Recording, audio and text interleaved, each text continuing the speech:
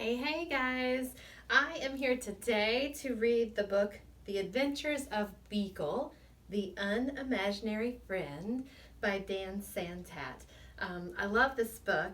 You can see here that it was a Caldecott Medal winner a few years ago, meaning it was chosen by the American Library Association as one of the very best illustrated book of that year. So we're going to read Beekle and talk a little bit about it at the end.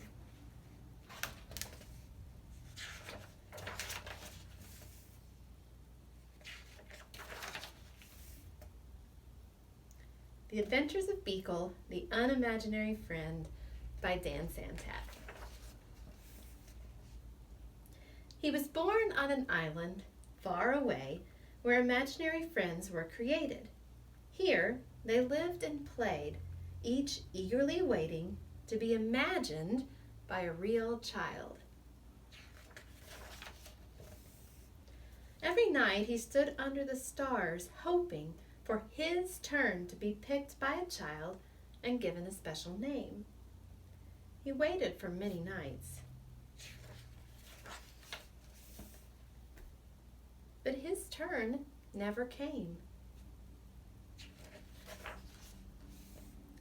His mind filled with thoughts of all the amazing things that were keeping his friend from imagining him. So, rather than waiting, he did the unimaginable.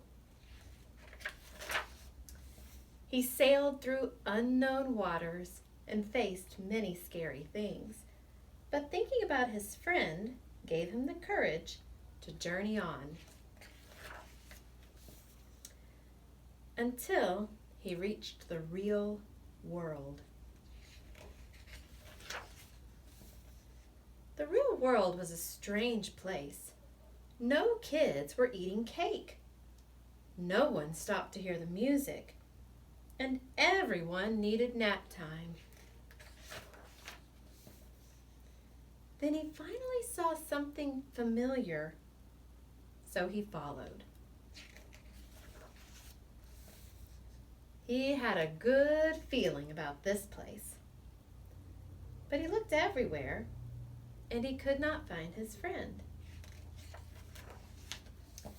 He climbed to the top of a tree and looked out, wishing and hoping his friend would come.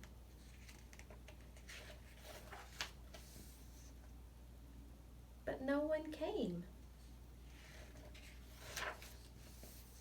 He thought about how far he'd come and how long he'd waited, and he felt very sad. Then he heard a noise below. Hello?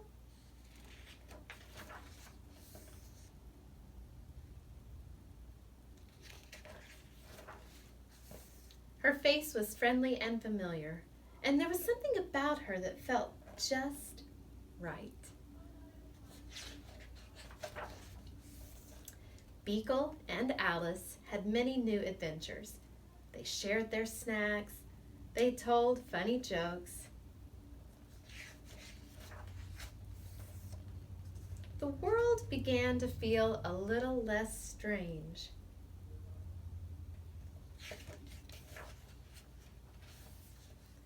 And together, they did the unimaginable.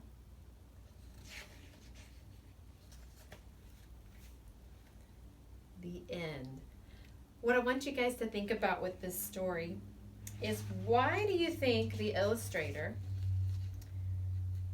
illustrated it in the way that he did, where when Beekle is in the island of imaginary friends, it's very, very colorful and it's very, very bright.